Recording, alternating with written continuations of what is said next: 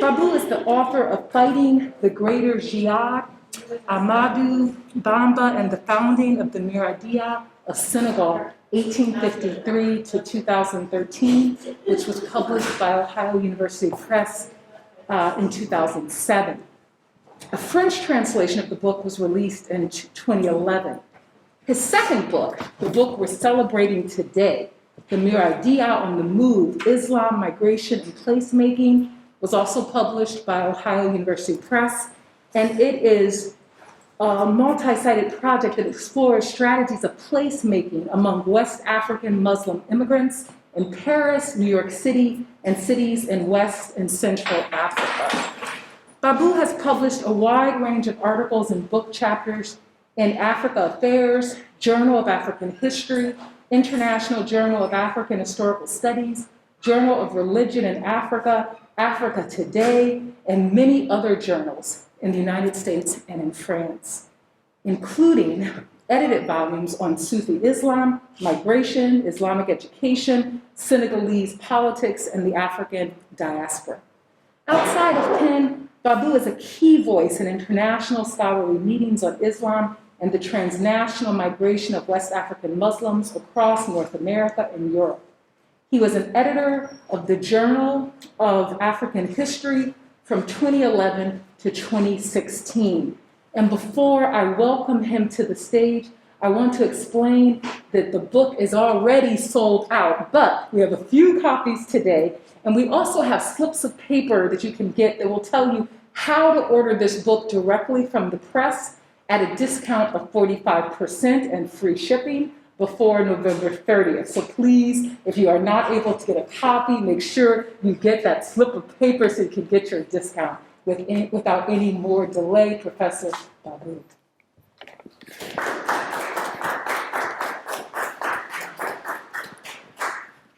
Thank you so much, Margot, for this generous introduction.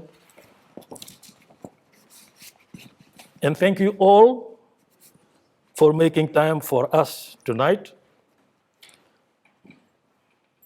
First, I would like to express my gratitude to the Center for Africana Studies and the Department of Africana Studies for organizing and hosting this event. I'm particularly grateful to Margot Crawford, the Center's director, to Gail Garrison, whose tireless work, persistence, and patience made this event possible. I'm also thankful to Sean Fields, the Center's communication technician, for his support. You know, this book actually has a history with Africana studies. When you read the acknowledgement, you will see that my first field work was funded by money from the center.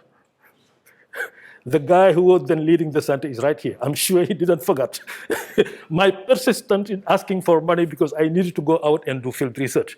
In fact, my first foray out to do field work for this book was funded by the Africana Studies Center.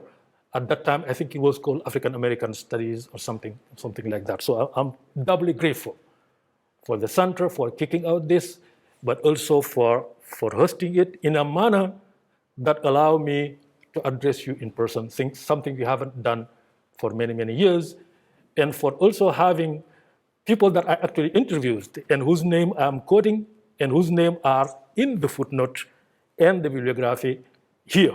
And you will see their pictures too. Hopefully more of them will be here. They told me that they were going to come, but complexities of COVID testing, registering make things really difficult for everybody.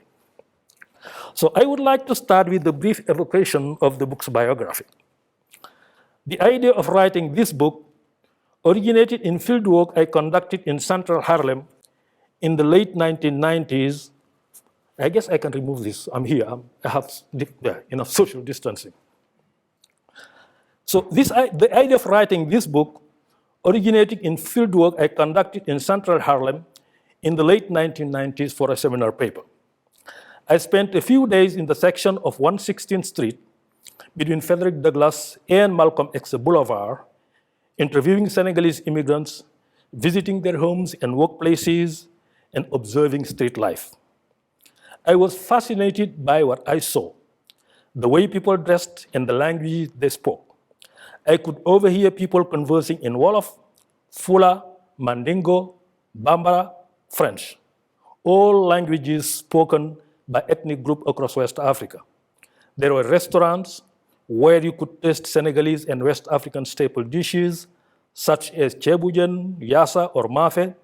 There were bakeries selling fresh baguette and croissant all day long, as you were in Dakar, Abidjan, or in other big cities in Francophone West Africa.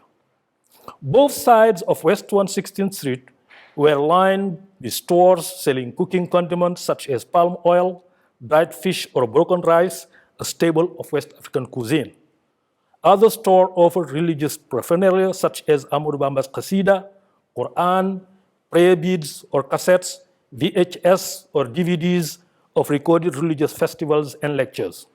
There were hairdressing salons and also a few storefront mosques. I could clearly see why this section of Harlem was called Little Senegal. Just a sample of what I saw at that time. It's a little different. I'll talk a little bit later about the changes. So this one is still there in Harlem. It's a store owned by Murid in Little Senegal. Here is a Quranic school and a mosque also in Little Senegal. And here we have a street life during Amadou Bamba Day, every 20th of July in Harlem. Those of you who are familiar with Harlem can certainly recognize 125th Street near Africa Square.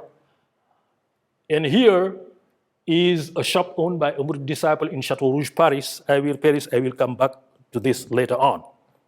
So I ask myself, how could these people who came here without a penny and knowing no English make themselves so a comfortable life in a city where they should have gotten lost?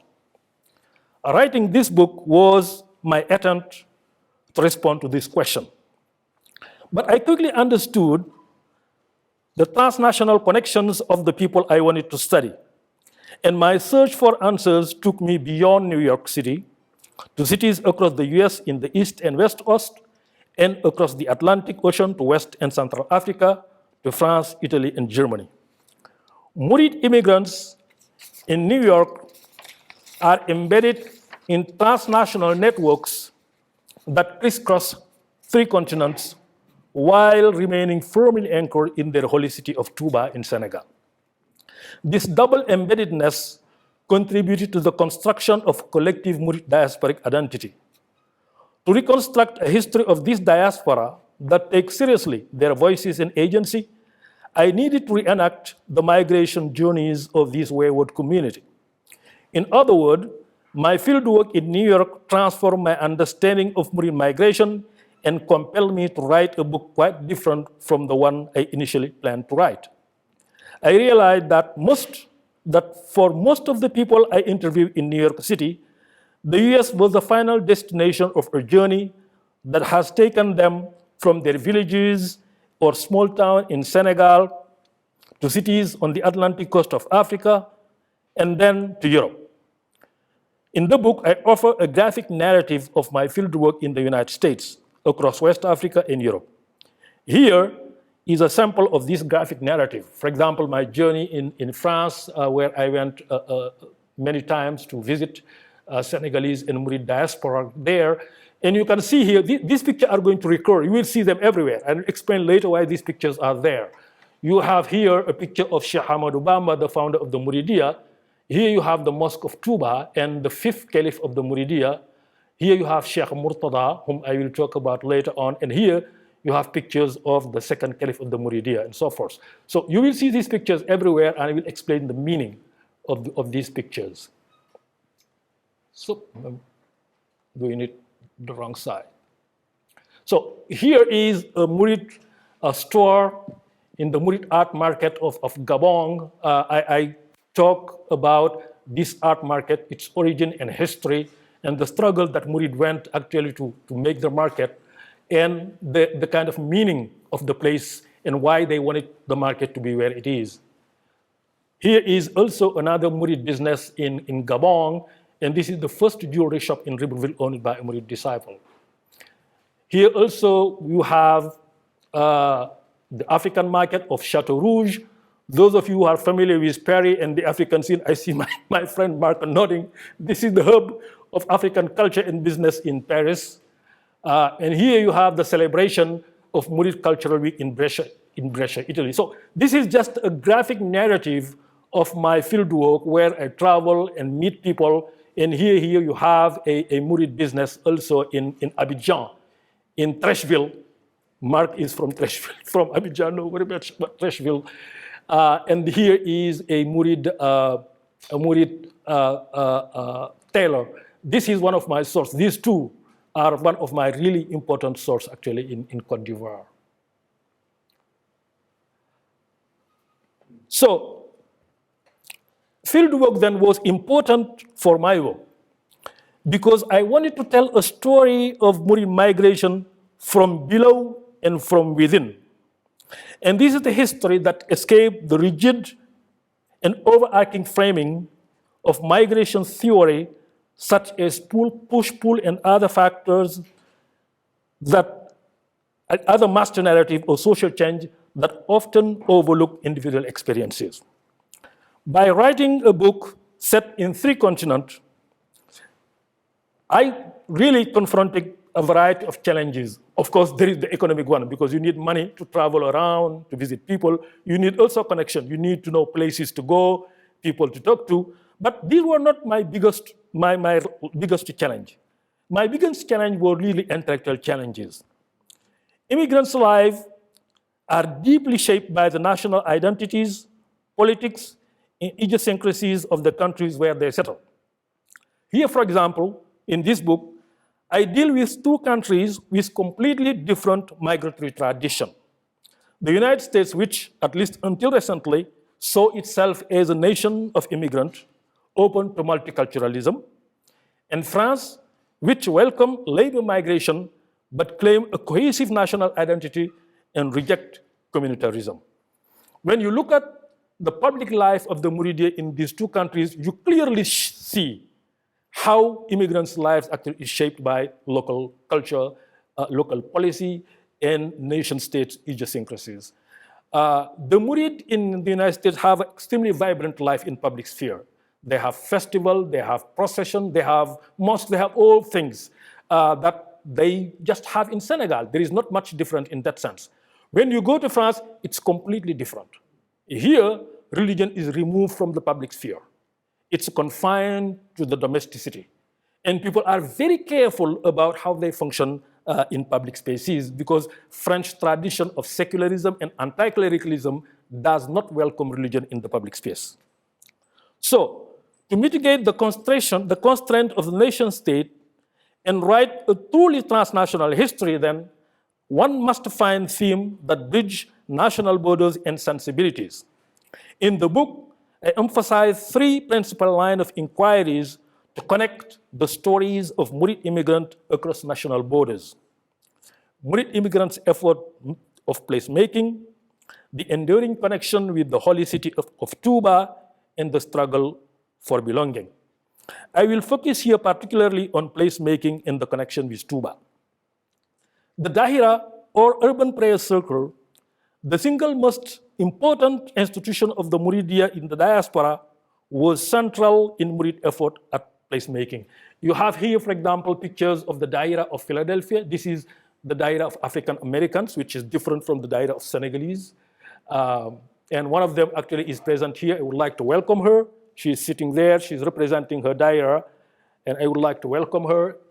I was very grateful to them for meeting with me, discussing with me, and really teaching me about the identity of African American Murid, which is very different from that of actually Senegalese Murid. And there is a lot of tension actually between these 2 communities. Here you see Daira singing. This is Trècheville still. This is the kind of thing that Murid do in Daira. This is the Daira of Philadelphia, but this time Senegalese Murid in Philadelphia. Here also, this is the Daira that the lady there represent. This is one of those Daira sessions that I actually attended in Philadelphia, where sharing food is very critical, is really part of the bonding of Murid disciple, as it is, in fact, for any religion. Breaking bread is central to all religion across the world, at least monotheistic religion. But I can also make the argument for African traditional religion. Sharing food is just central to any religion, I believe.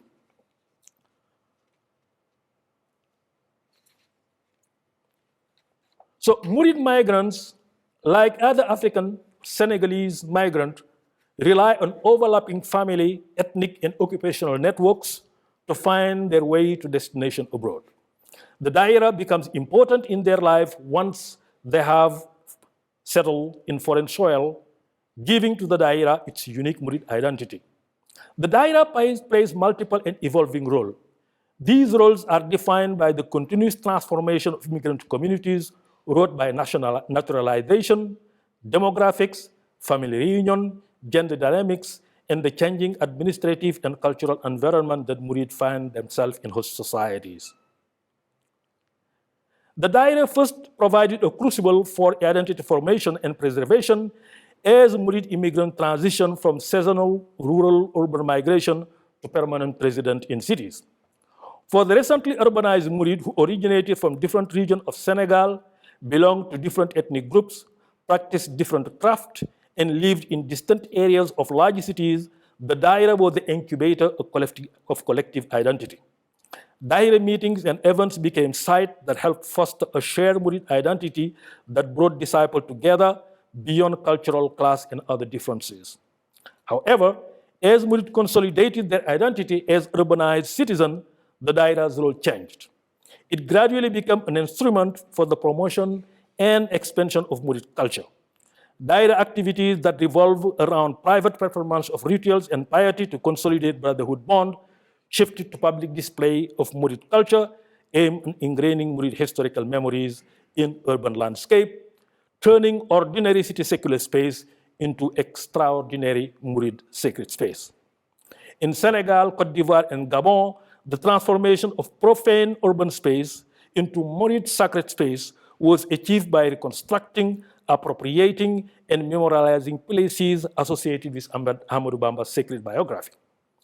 The reconstruction was done by tracing Bamba's footprints across West and Central Africa, particularly during his exile from 1895 to 1902. In Dakar, Saint-Louis, Grand Bassam, and Libreville, the conversion of secular Murid urban space into Murid sacred space was achieved through the sacralization of time and space. The memory of Bamba's encounter with the French colonial administration is enshrined in the city's landscape through the performance of annual pilgrimages and procession and the building of monuments. For example, this is the Mosque Ahmadou Bamba in Gabon. So I just would like to recognize Serigne Mbacké Thioune. He is the representative of the Murid Daira, the Senegalese Murid Daira actually in here. The picture I saw earlier of Daira meeting was presided by Mr. Thioune. So here is the mosque, Ahmadou Bamba Mosque in Libreville, and Murid believe that this is the place where Ahmadou Bamba actually was kept in exile. And claiming this place and memorializing it was extremely important for the building of this kind of cross-cultural Murid diasporic identity. The placemaking enterprise became particularly evident in the 1980s when Murid immigrants emerged as dominant actors in the economy of the cities where they settled. For example, all the Murid religious commemoration in Dakar began in the 1980s and later years, where Murid have started to settle in the capital of Senegal since the aftermath of World War II. The correlation between enhanced economic status and cultural assertiveness is significant. It reflects a conscious effort to translate the immigrants' economic capital into social and cultural capital. In the context of Senegal, the accumulation of social and cultural capital contributed to legitimizing Murid presence in urban areas and afforded them a voice in the management of cities. Everywhere else, it allowed them to build a discrete identity that distinguished them from other competing identities and to avoid the label of radical Islamism. These efforts at placemaking are sometimes fraught with tension because as every human attribution of sacrality is always a social construction of reality that challenge and shrine sites of memories. An example here, the case of Senegal, I just like to give to illustrate the kind of complexities of the building of sacred space and how it challenged, actually enshrine spatial identities. In the city of Saint-Louis, which is in northern Senegal, which was the first place to be colonized by France in the 17th century, Amadou Bamba, this is where the office of the Governor General of all of West Africa, which was composed of 8 colonies, was located. So Amadou Bamba was brought there in 1895 to be tried and then exiled for 7 years to Gabon. And at the center square of this city, you have the statue of Governor Farel, a extremely violent governor who actually wreaked havoc everywhere, killed thousands of Senegalese to establish French domination. And then the square where this statue is located is also named Faidherbe, and the major bridge in the city is named Faidherbe, and the largest high school is named Faidherbe. So Murid have been demanding for many, many years, for three decades, that this statue should be removed and the place should be named after Amadou Bamba. Because Amadou Bamba represents Black freedom and Black dignity, Faidherbe represents oppression. But since Saint-Louis is a city that is inhabited by French citizens, because these are Africans actually who were given French citizens. 4 inhabitants of 4 cities in Senegal were given French citizenship, meaning they could vote, they were tried in French court, they were not subject but citizens that lived in French land. Well, these, the descendant of these Black French citizens saw Faidherbe as a valuable statue, a valuable memory to be preserved, because they don't relate to the history of colonial subjects who were ruled under the notorious indigenous rule and who had no right. They believe that there is something to be valued because Faidherbe, they consider it the builder of modern Senegal, so his memory deserves to be respected and to be preserved. Whether for Murid, Faidherbe represents evil. He is the one who wanted to destroy Islam, to destroy Amadou Bamba. He has no place in modern Senegal.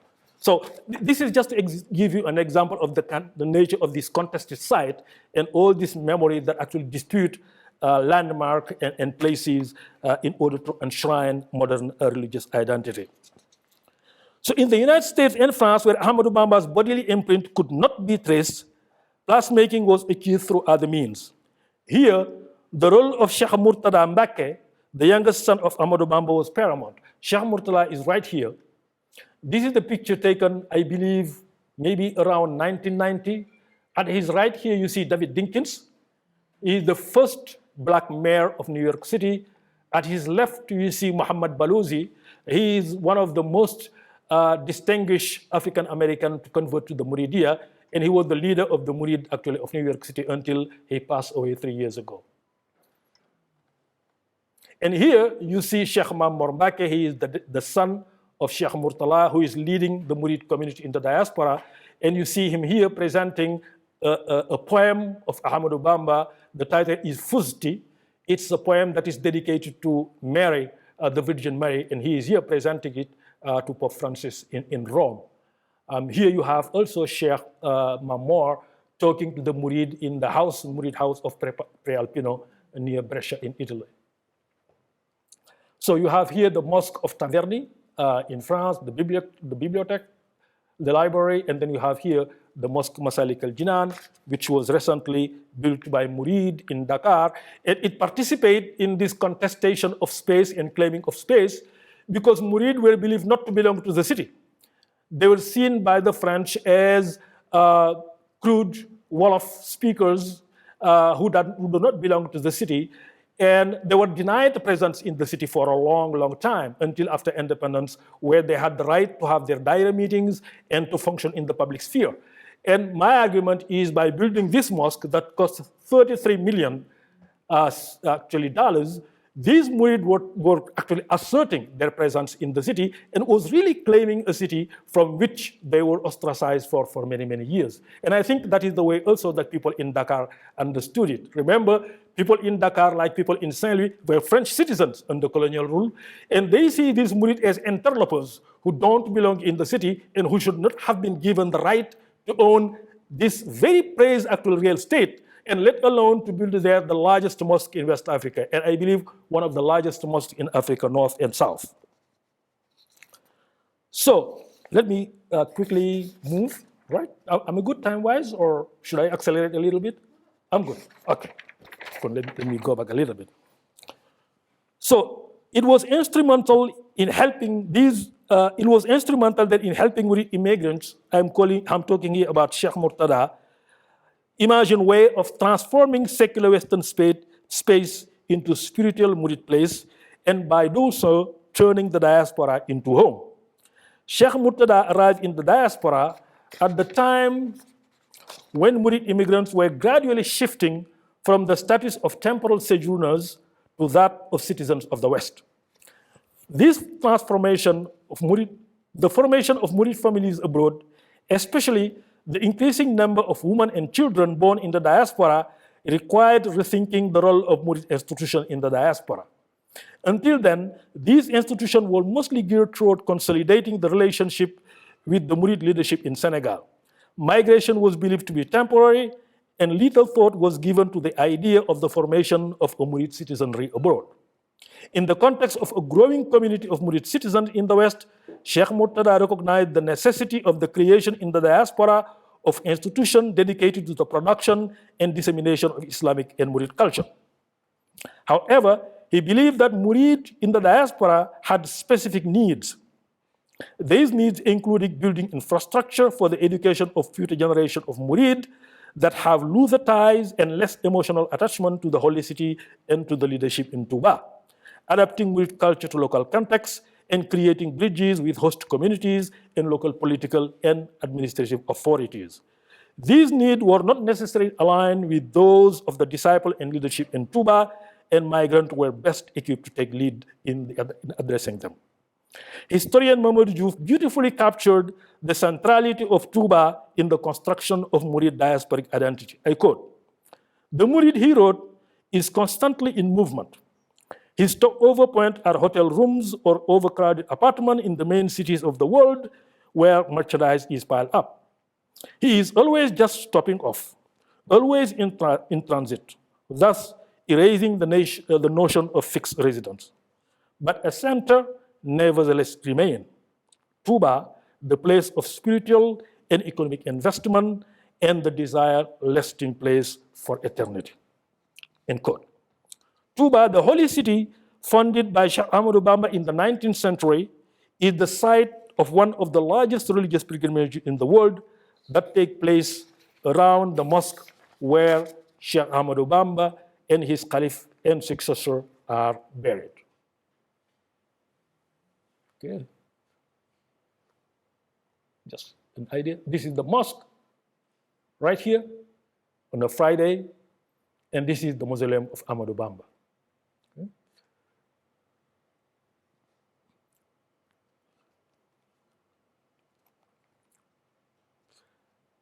For Sufi followers of mystical Islam, like the Murid, the effort at placemaking is intimately associated with the body of the Sheikh or saint founder.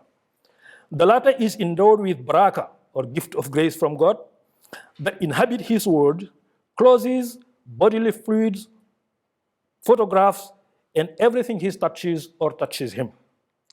The potency of Baraka continues even after the Sheikh's death. For Sufi, the soul of the dead saint remains alive in his inert but incorruptible body, and it can escape to rush to the aid of disciple or intercede before God in their favor. The Sheikh's tomb then becomes a focal point for which his Baraka radiates and a privileged site of pilgrimage. This capacity to radiate indefinitely allows Baraka to transcend space and time and touch the life of disciple across generation and geographical locations. Thus, Touba and the names of other sacred Murid sites and sheikhs are used to name Murid residents, businesses, and places of worship across Senegal and the diaspora. The name, along with the iconography, are both seen as talismans and identity markers. So that's why all those places that I show you, you always see a picture of Amadou Bamba, a picture of the Mosque of Touba, or the picture of Murid caliphs. These sites, these pictures that you see in the iconography are identity markers because anybody who comes there clearly understand the kind of religious dynamics in Senegal will know that this is a Murid. But these are also seen as talisman that can protect disciple against misfortune. And of course, bring fortune. Touba's connection to the diaspora is not, however, limited to its role of sacred space and a source of Baraka. The city benefits de facto from extraterritorial status where the power of the state is restricted and authority is vested in the caliph, who is Amadou Bamba's oldest male heir. This administrative exceptionalism has played a significant role in the settlement of the city and its development as it affords its inhabitants unique advantages such as free water supply, lower taxes, and relatively lower cost of living. Murid then see Touba as the perfect realization of Amadou Bamba's prayer enshrined in one of his books, Madlabul Fawzaini, Cost for Happiness in the Two Worlds, meaning the year after and the world we live in. This is a poem of supplication he drafted just after discovering the holy city of Touba. It embodied the morality, values, and ethics of the quintessential Sufi city. From land of immigration, Touba and his vicinity have become land of immigration. Besides being a sanctified city, Touba's attraction is also due to the role of Murid immigrants ascribed to it. For many among the immigrants who have lived in Western cities for years, village life is no longer an option. Most have moved their families to the holy city. Touba provides them with the amenity of urban life, such as electricity, pipe water, internal plumbing, and modern health care and structures, while shielding them against the structural corruption and high cost of living in westernized cities. So I would like to conclude by highlighting what I see as the book's most significant contribution to the scholarship on African migration and immigration in the last 50 years. First, African international migration is not only a coarse migration of desperate refugees and asylum seekers yearning for a Western El Dorado, as a sensationalist literature and the popular media want us to believe. We hear a lot about African undocumented immigrants, refugees, and asylum seekers crossing the Sahara Desert and the Mediterranean and dying in the thousands trying to reach Europe. However, we hear little about the thousands of African professionals, especially doctors, nurses, IT specialists who are lured to the West to serve in its aging population. I'm not talking about myself, actually. I'm not talking about myself. So voluntary migration mobilized far more African than coerced migration. Second, there are strong connections between inner Africa and outer Africa migration. We cannot understand out migration from the African continent without a grasp of migration within the continent. 2 of every 3 African immigrants remain on the continent of Africa. Africa has, of all continents, the highest rate of internal migration. Actually, I was taught this before looking at the scholarship. I was taught this by migrants myself. When I started to do my research in New York City, I started to talk to people. And whenever I interview somebody and ask them, when did you come here? They, okay. So there was a drought in the 1970s. It was very hard really to grow anything. So I moved to Dakar, and then I spent some time in Dakar, make some money, and then went to Cote d'Ivoire. Through the, there is a land route through Mali to Cote d'Ivoire. They take a car, you go to Mali, and then to Mali you go to, and you have passers actually, that I interview some people who give me the name of passers. So they can go to Cote d'Ivoire, then go to Mali, then go to Cote d'Ivoire, and then you spend some time to Cote d'Ivoire. And when he told me that from Cote d'Ivoire, I found my way to Paris. And then from Paris, I went to Italy, and then from Italy, I came to the United States. Almost everybody I talked to described this step migratory process that took them to their city, their villages or small town, to cities on the coast of the Atlantic in Africa, then to Europe, and then to the United States. Rarely did I see somebody who flew directly from Senegal to the United States. So people then step migrated.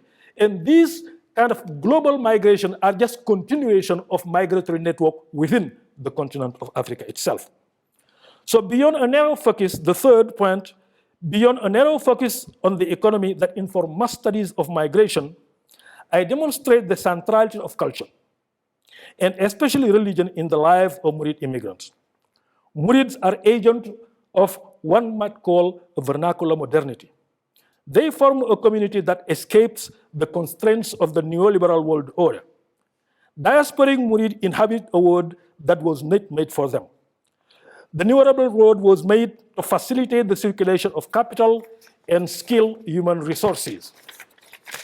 Most Murid immigrants are neither rich nor skilled, but they have been successful in taking advantage of the opportunities provided by the global liberal order.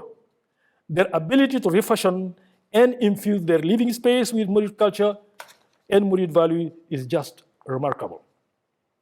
Fourth, African immigrants, and this can be said about any immigrant community, are not only takers, they are also givers. They greatly contribute to the economies and culture of the societies where they settle. Little Senegal is a telling example. With their vibrant culture and spirit of entrepreneurship, West Africans have made a significant contribution to the revival of Harlem after decades of depression compounded by population flight, crime, and economic decline. This revival is now spawning gentrification, as these immigrants who moved in Harlem, when few dare to walk the street after dark, are now being pushed out. This is really the sad part of my work. I conclude the 7th chapter, which is the last chapter, by looking at the gentrification of Harlem. No, this is lived history. This is not something that you find in fieldwork. This is something I lived. I traveled to Harlem for the first time in 1996. And I took the sea line from Harlem to 116th Street. And one thing that really struck me was when we passed 79th Street, there was no longer any white people in the train. I mean, I am somebody coming from Africa. Remember, I was 1 year old here. So when I went to see the people, they asked, what happened? There were all these white people around, and then 79, everybody left. There were only people like me. They told me, well, you're a bleu here. Bleu meaning in French, I think it's green in English, so you don't know what's going on. They told me, this city is segregated actually. After 79, you don't see white people anymore. That's it. Now, fast forward. Fast forward, this is the picture I took 2 years ago in Harlem during Going Africa Day. You just look at it. I mean, look at it. I mean, it's full of white people in Harlem now. And people are being pushed out. I mean, if you want to study gentrification, don't go anywhere. Don't look at any book. Just look what is going there. I talked to people who told me that when they first settled in Harlem, they used to pay $500 a month for a 2-bedroom. I mean, with nice window on 116th Street. Why? Because nobody wanted to live there. Nobody wanted it. When these Africans moved in there in the mid-1980s and 1990s, nobody wanted to live there. They told me that those of them who do not benefit from rent protection, even those who benefit from rent protection, they tell me, are paying $1,500. These are people benefiting from rent protection, $1,500. People told me that they have been offered $50,000 just to move. Yeah, $50,000 cash if you're ready to move by real estate investors. When you look at the businesses, and this is the sad part, when you look at the businesses, and I can see this myself because I visited Harlem from 1996 many, many times. When I return, you see boarded up shops where I can see hair braiding salon. I can see books, a store, grocery store selling African goods. I can see that shop, which was really our headquarters, all of us researching African immigrants and Murid and Muslim and Islam, which was our headquarters. It was where we went to buy cassette, disc, look at visiting Cheikh. It's gone. So all of those businesses that don't benefit from land protection now are kicked out of Harlem. The restaurant I showed you earlier, I think it's somewhere here. I can get back to them. Well, they are no longer in central Harlem. They have all moved. This one, African Kine, was the biggest and the most popular one. At the center of Little Senegal. It's now further south because they no longer can afford to pay the rent. This one also, Cheikh Sokhna, is no longer in central Harlem. So gentrification is erasing African identity in Harlem, and that's the sad part.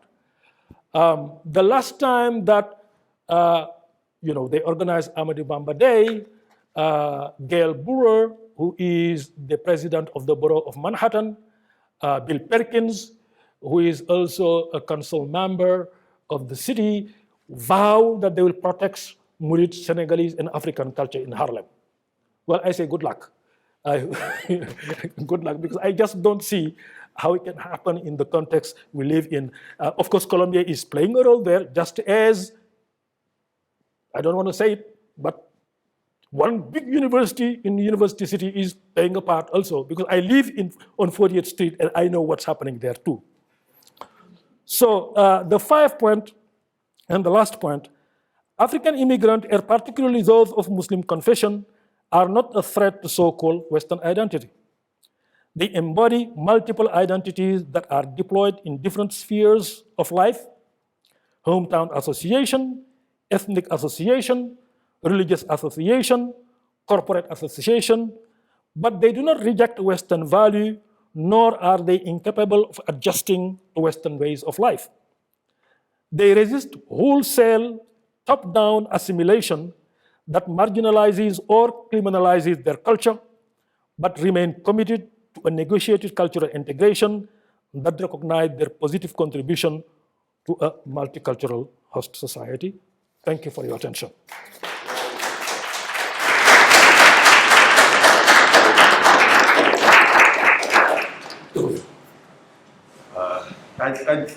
My question is, about this governor. I was in St. Louis, and so I saw this statue there. But then, behind the statue is the residence of this governor. And in the basement of the residence of this governor is the cell of Amadou Bamba. Yeah, and so I went in there, and I went to film the statue. But the people who are with there are like, no, you're missing the whole thing. You need to go back here to see what's going on. So we went there, and it was just, it was amazing just the reception that they offered the space, which changed how we approached the space in some way. I wonder if you could just talk a little bit about that particular experience. And in some ways, I'm taking advantage of you giving this talk. I meant to take you to lunch sometime so you could tell me about all the stuff that I went to Touba, I went to all these places. And I need you to help me translate that. But if you could talk a little bit about that. I'm very interested in what you just said about the governor. Yeah, absolutely, absolutely. I mean, this is a good illustration of the argument I tried to make about space making and how it's a contested process. So you know where I'm coming from. I'm coming from those who look at space as a constructed reality rather than a substantive reality. That's where I'm coming from. So because space is constructed, especially sacred space is constructed, then it's a contested space. And that's what we're having in Saint Louis. Amadou Bamba was tried by the French, accused him of preparing to wage jihad of the sword, although he is a man of peace, and really wrote and said, I am a man of peace, I will not kill a mosquito, actually he wrote. But still, they say, okay, you Muslim are who you are, you're just trying to deceive us, and then when we are vulnerable, you're going to attack. So they sent him preventively, they say, to punish him for 7 years in the Equatorial Forest of Africa. And for Murid, that trial in the office of the governor is symbolic of the battle between good and evil and the battle for African and Black dignity. For them, it's central. So the fact that the statue of Faidherbe is hovering there and continue to be displayed in public is very offensive. And for 30 years, they have been demanding the removal of the statue and the renaming of the place after Amadou Bamba. In fact, they call it Place Amadou Bamba. You want to hear a Murid say Place Faidherbe. They always call it Place Amadou Bamba. So that space they have in the basement is really a pilgrimage site. It's a pilgrimage site. It's a sacred space. Although it's located in what you might call the most profane space you can imagine. I mean, the building of the French governor. It's certainly the most profane place you have to imagine. But for Murid, it symbolizes really the kind of Murid identity and Murid power within the French Dar al-Harb or Dar al-Kufr. It really represents Dar al-Islam. I make this argument throughout the book that all of these contestation of space really revolve around the idea of Dar al-Islam and Dar al-Harb or Dar al-Kufr, house of Islam and house of Kufr. And Murid attempt to create, although Senegal is a secular state, it's a very secular state, although it's not like France, it's not anti-clerical, but for Murid, it's very significant wherever they are, even under the most secular of nations, to have a space for Murid. And that space for Murid is Dar al-Murid. And they try to create it in many different ways. One of those ways is to claim space, just as they did in Saint Louis, in that cell, or as they did in Gabon, where they built Amadou Bamba's mosque. Or they can recreate this space through processions, by naming and renaming places. For example, there are many places in the United States that are named Touba. Perhaps Americans don't know about it, but you have Touba, Philadelphia, saying back here, right? You have Touba, Philadelphia. You have Touba, Chicago. You have Touba, New York. You have Touba. There are places that Murid claim for themselves, where they have their own houses, where they have their school, where they do their pilgrimages, where they share foods.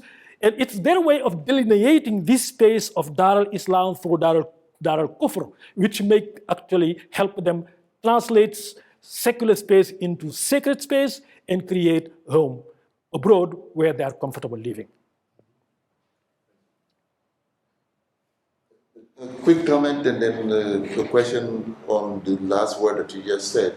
But in going to his comment, I was also in St. Louis, and the person who complained about this quote-unquote invasion, and that's not my word, but that was his word, of St. Louis space by the Murid was a Senegalese, but born in St. Louis and grew up in St. Louis. And so he said that they have Touba, they can go back to Touba, but they can't come and impose things to us here. And and I didn't understand why you were saying that, but thank you for explaining and providing the context for my understanding of it. Everywhere in Senegal, especially in the former 4 communes, because Senegal had 4 communes that were part of France. These are French territories. Everywhere, whether it's in Saint Louis, in Dakar, in Rufisque, and in Gorée, the 4 communes, you have the clash between these conflicting post-colonial identities. I write a little about that. These kind of post-colonial identities. It's a competition. Murids everywhere claim to have the right to define public space because of the sacrifice of Amadou Bamba. Because he is the one who saved Islam in Senegal. That's what Murids think. Of course, not all Senegalese think that. But all these subjects, these French citizens, remember, French subjects and citizens, all these French citizens resent what they call the invasion of Murid. In Dakar, it was particularly intense when Murid were building this mosque that cost $33 million. People did not want it at all. They did not want it because it's the ultimate offense of having these interlopers in the city who don't belong here, these rural peanut growers with their strange religion, that are against modernity, they don't want those in their city. These are thinking in terms of citizens of France. You have it, this clash of post-colonial identities. It's very much everywhere in Senegal, especially in those four communes. My question, because I said I had the question also. In the subtitle of the book, there is the last one, the 2 words, the place making as opposed to homemaking. Is there any deliberate choice of words between place and home? And if so, could you explain it to us? Well, it's really there is a slight difference between placemaking and homemaking. Somebody asked me this question, I think. So what I wanted to really emphasize here is the concept of Dar al-Islam and Dar al-Harb. And I wanted to bring in the process rather than the final thing. The finality is home. But what I'm interested here is the process. How do you take secular profane space and turn it into sacred Murid space? That's what I wanted to bring in. Not the final product, which may be home. Yes. Okay, thank you. So since Ahmadou Bamba also is being revered as a political figure, to an extent, like in Senegal, the Mouridia is also being used or looked at as a political force. Well, I don't think that Ahmadou Bamba was himself a political figure. I think he, yes. Well, the problem, the issue you have here, and this is not only Ahmadou Bamba, this is Sufism in general, especially in the colonial era. The problem you have here is Sufis are people who are very concerned about the nafs. You know what I'm talking about, Ali, the nafs, the soul. And who are wary of having their soul corrupted by the flesh. And the flesh is temptation. It could be politics, it could be power, it could be whatever. But then what happened is, wherever Sufi are, because people believe in their Baraka, they tend to congregate around them. You see where I'm going? So Ahmadou Bamba moved around Senegal to many places, remote places, to avoid the crowd. But wherever he went, the crowd went with him. Now the issue is, for rulers, for any rulers, wherever people congregate, whoever have power to influence people will never be left alone. So that's what happened with Ahmadou Bamba, and that's what happened with the Caliph, the Murid. Because the Caliph is extremely powerful, because people listen to him, because they tend to follow his prescription and proscriptions. Politicians want him. At least, even if he can't support them openly, that he doesn't criticize or oppose them openly. This is the dance that you are having going on, with the Sufis and with the Murid. Certainly, the Murid chief also understand the value of being close to the president, or being at least respected by the president, and being respected by the state, because it brings goods. Cheikh is believed also to be a person that can provide help here. People are not waiting for the hereafter to see the Sheikh's help. They wanted to see it in this old earth. So if in the process, then the Sheikh can get a visa for you to travel to the United States, if he can help you find a scholarship, if he can help you get a loan from the bank, then so be it. Because the Sheikh's Baraka work in mysterious ways. It makes take you to heaven. It makes also create heaven on earth. So you see, that's the predicament really of Sufis. That's their predicament. Yeah. They can't escape those seeking power. Yeah. Mm-hmm. But is that close to, like say for example, the Seleucia or the Ansar? The Ansar? Yeah, or the Seleucia in Egypt, because they're also... that's what happened. Yeah, the Sanusi went in, the Sanusi was in trouble with the French exactly because it had power. Because it controlled trade networks. It had disciples that follow it. And the French believe that they are dangerous like the Jesuits. It's just like the Jesuit. They are some kind of fifth column. And you better control them lest they turn against you, and then you don't want that to happen. Yeah, it's very similar to the San Lucia. You're right. Yes? Thank you so much for the talk. My name is Dixon, and I'm from Uganda, East Africa. So one of the lasting legacies of America is seen today that Senegal is overwhelmingly Islamic, over 90%. Now, how would you explain the fact that the French culture is still so much in this country? For instance, the education system seems to be French in a country that is independent and almost 98% Islamic. Well, there is the state and then there is civil society. Okay?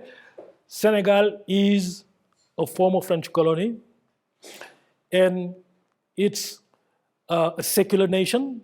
It has a secular constitution. Nobody is allowed to have a political party based on religion. So that's the text, that's the constitution. It's true, 95% of Senegalese is Muslim. Public schooling is done in French. That's what I studied at school. But then you have thousands more schools that teach Islam and religion that are out of the control of the state, but which you don't see because these are not institutionalized. These are part of civil society. I remember when I was a little boy, just like little boy like me, at age 6 and 7, I was sent to the little Daira in my corner. Well, the prefect didn't know where I was going. He didn't know, he didn't care. I went there to study until I had the age to go to French school, and I went to French school. So there is what is visible because it's on text. That's what people write about. But it's the reality that people live. The reality that people live is that they want their children to go to Quranic school, and they find a way to make it happen. In fact, one of the problems we are living in Senegal, and it's not alone, is the discredit that is now affecting French educational institutions in those countries. Because they are no longer doing what they were supposed to be doing. People went there to get a job. Now you went there, you study, you have a diploma, but there is no job. And then your parents believe that not only you don't have a job, but you lose your culture too, including your religious education. So many people now are finding alternative by creating their own school that combine religious education and secular education. That's the kind of madrasa that the people themselves are creating. Fortunately, the state is learning. The state is learning. You now have modern Quranic school or modern madrasa that are part of the national curriculum.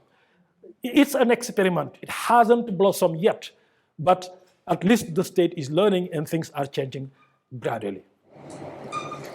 You were in the late 80s, early 90s, Harlem was the frontier. Mm-hmm. Where's the frontier today? I can't see it, Jonathan. I mean, of course, my Harlem is from downtown to 116th Street. I don't go beyond. I don't go to other neighborhoods. But what I'm seeing now in 116th Street is really gentrification. It's not only gentrification in terms of people coming in, but gentrification in terms of businesses too. Whole Food, coal-fired pizza place. At night, surprising, at night, you see, Asian-looking people and white people, with their kid having strollers in the city. Occupying the city. This was unimaginable 10 years ago. But maybe you know where the border is, but I don't know. I was actually thinking maybe globally. Where's the frontier? Like, are they going to Shanghai? Is it Sao Paulo in Brazil or? Yeah, I misunderstood your question. Well, for Murid living in Harlem, clearly that border between the segregation seems to be receding, and we're really seeing more mixing, more complex, interaction. Well, the global movement of Murid is just expanding. it's expanding. We don't know where it stopped, because now you have Murids in Brazil, Murid community in Brazil. You have them in Argentina. You have them, of course, now China. You might call China the new frontier. Shanghai. You have them in all those cities. It's really expanding. But one of the things that is changing in the case of the United States is that the profile of those immigrants are changing.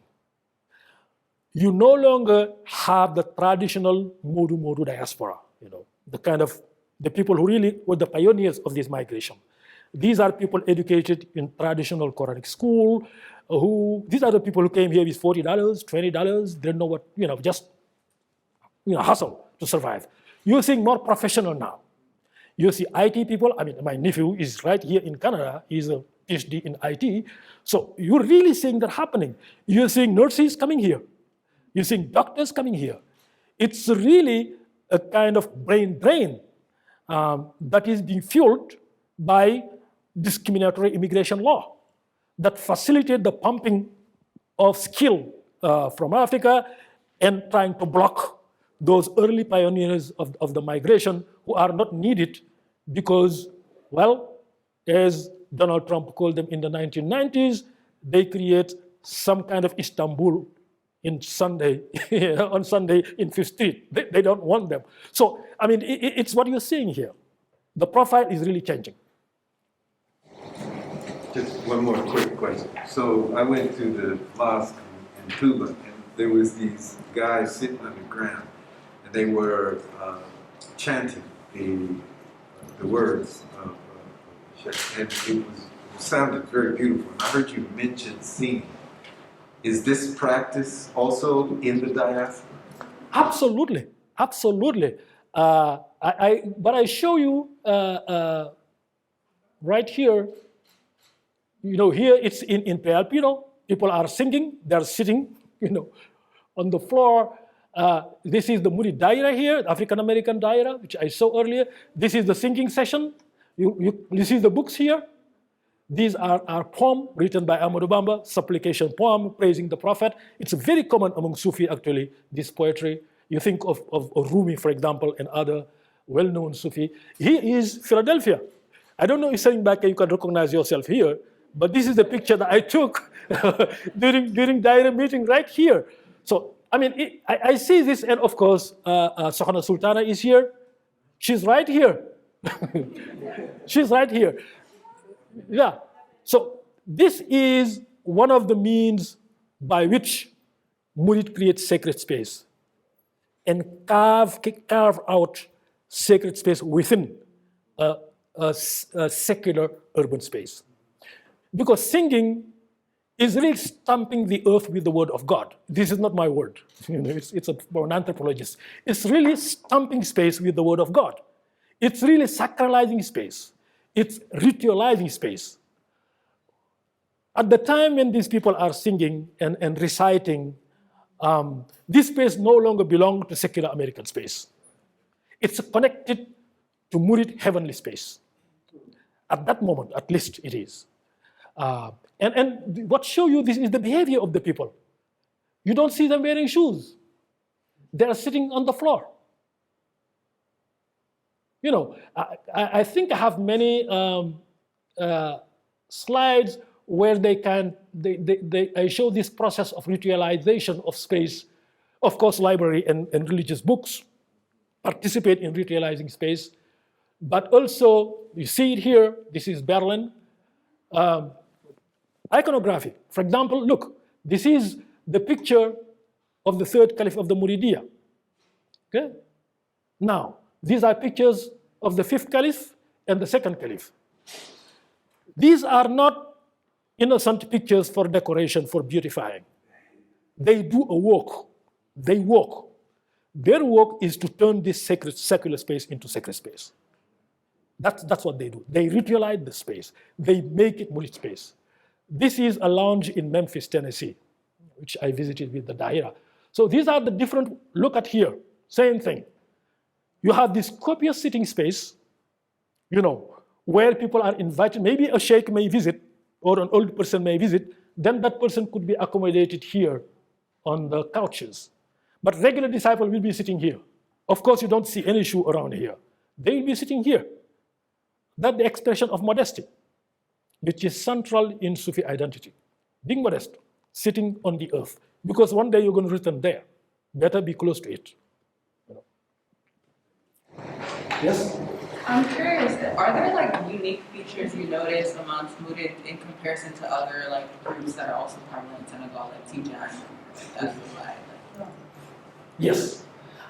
I think the strong connection with Touba is unique in the sense that certainly maybe put Murid apart. And this use of iconography and qasaid reading is really, well, maybe some are doing it now, but you never know because people learn from each other. All these Sufi orders actually learn from practices, but clearly the Murid pioneered these practices and they do it more intensely than any other Sufi order. And that's why people write about them. I mean, I didn't talk about the New York Times and the New York Times and then the Washington Post and Forbes magazine. Tons of articles about the Murid in the 1990s and 1980s. Why? Because of their visibility, because their presence in the public sphere. They did not write about other communities, but they wrote about the Murid. And the reason is because of their visibility. Let us thank Professor Cheikh Babou.